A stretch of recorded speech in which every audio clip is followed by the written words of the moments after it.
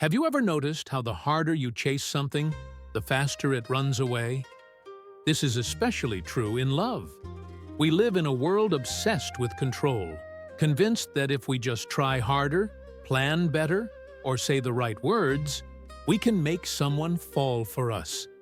We text at calculated intervals, rehearse conversations, analyze every interaction like a detective searching for clues.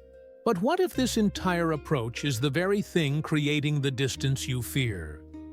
What if the ancient Taoists understood something about attraction that modern dating advice completely misses?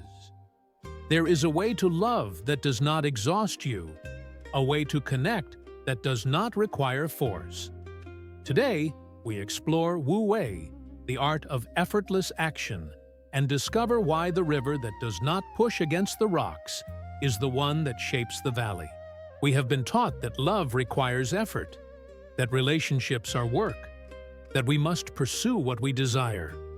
This belief drives us to orchestrate moments, to become strategic in our affection, to treat connection like a project that needs managing. We send the perfectly timed message. We create opportunities for closeness. We analyze their every word for hidden meaning.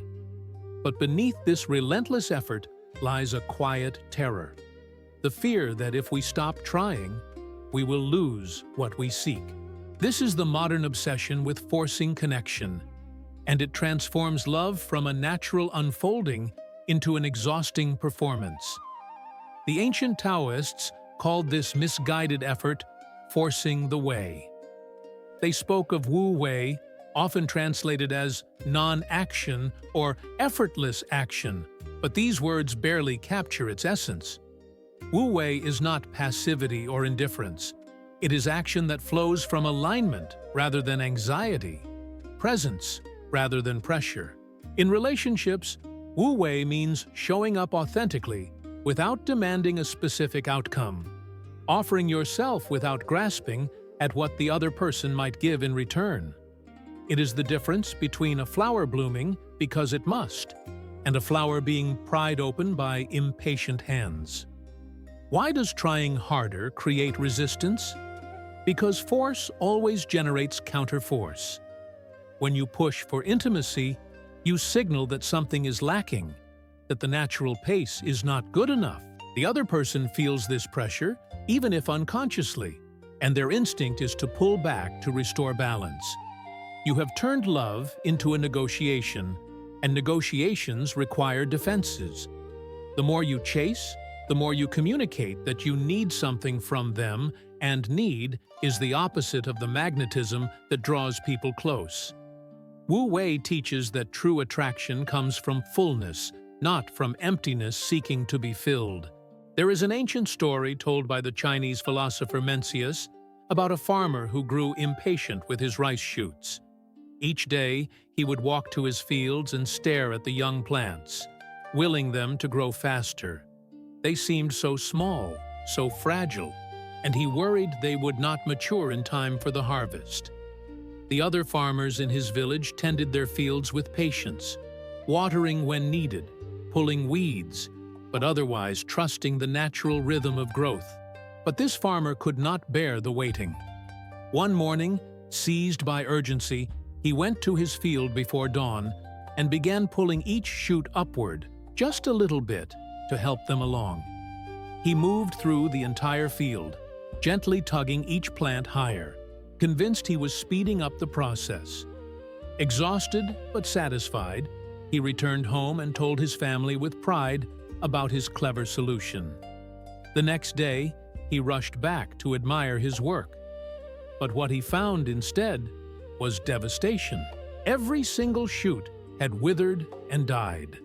By forcing growth before the roots were ready, by imposing his timeline on a process that follows its own laws, he had destroyed the very harvest he sought to secure. This parable reveals the fatal flaw in forcing outcomes. The farmer's mistake was not his desire for a good harvest. It was his refusal to trust the intelligence of growth itself. Rice shoots do not grow because we will them to. They grow because conditions are right. good soil, adequate water, sunlight, time. The farmer provided none of these by pulling the shoots. He only provided interference disguised as help. In love, we make the same error. We try to accelerate intimacy before trust has taken root.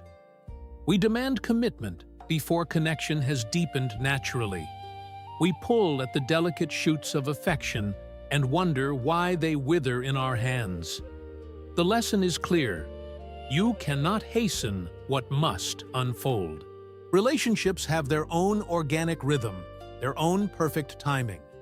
When you try to force someone to open up faster, commit sooner, or feel more deeply than they are ready for, you are pulling at the shoots.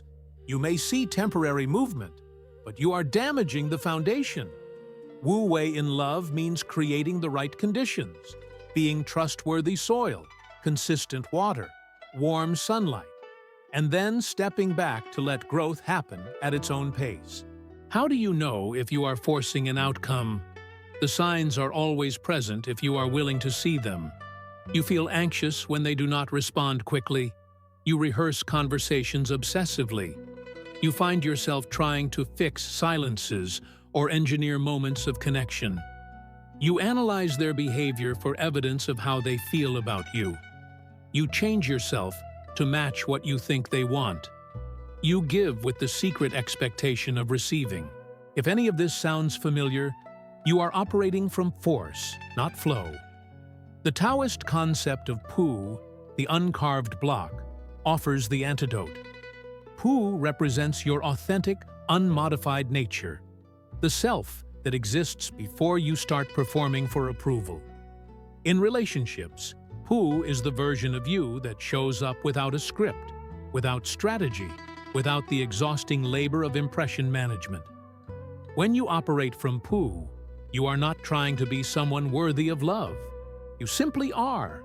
And that isness has its own undeniable magnetism.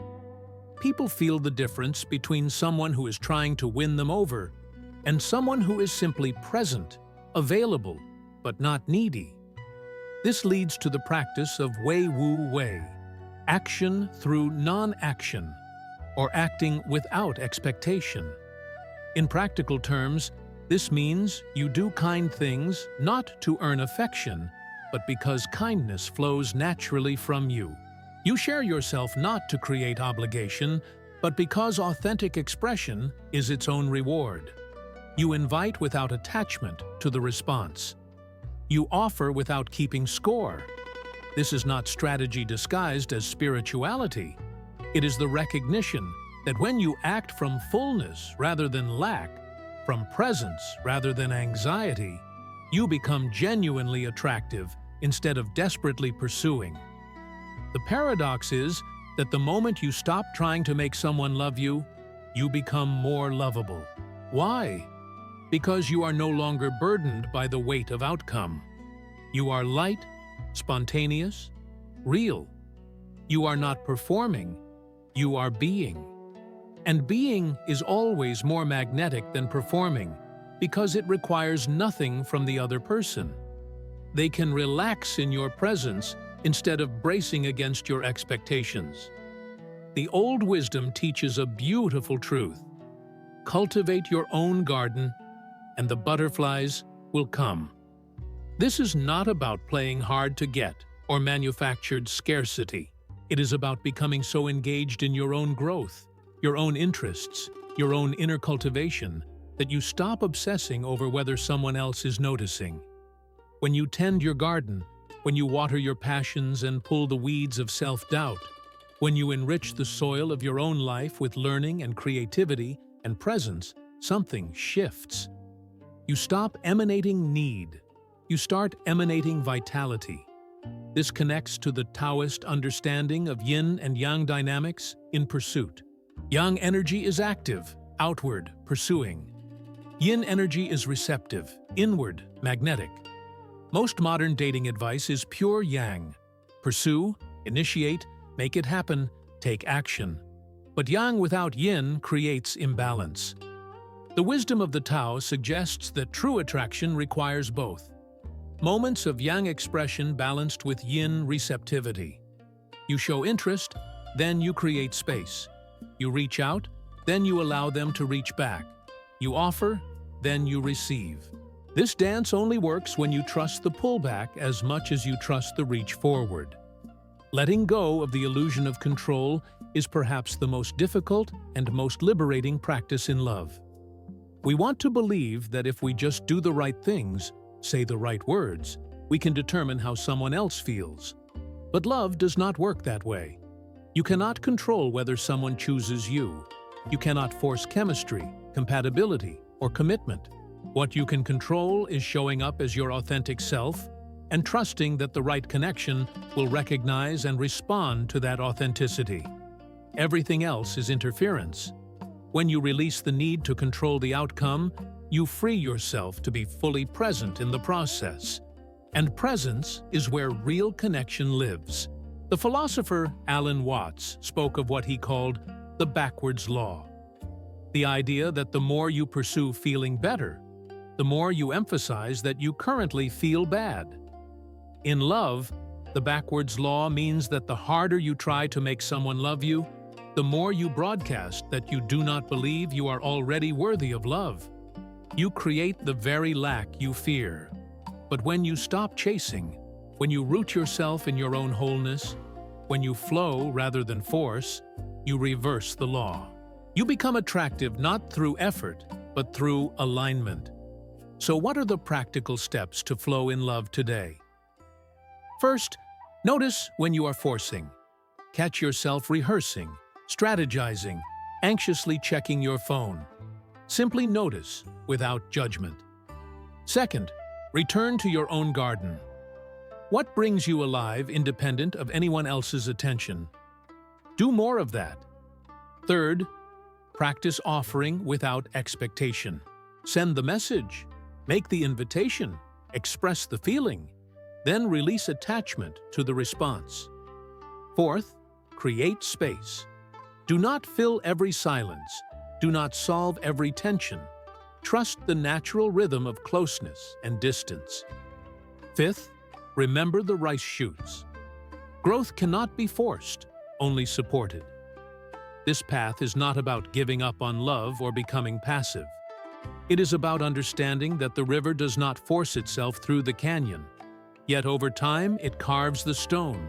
Your presence, your authenticity, your willingness to show up without grasping, these are the quiet forces that shape lasting connection.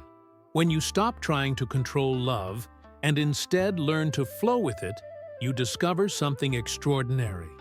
The love you were chasing was never ahead of you. It was always within you, waiting for you to stop running long enough to notice. If this resonates with you, if you are ready to explore more of these ancient teachings applied to modern life, I invite you to subscribe to Taoist Diary. Each video is a step on the path toward greater peace, clarity, and authentic living.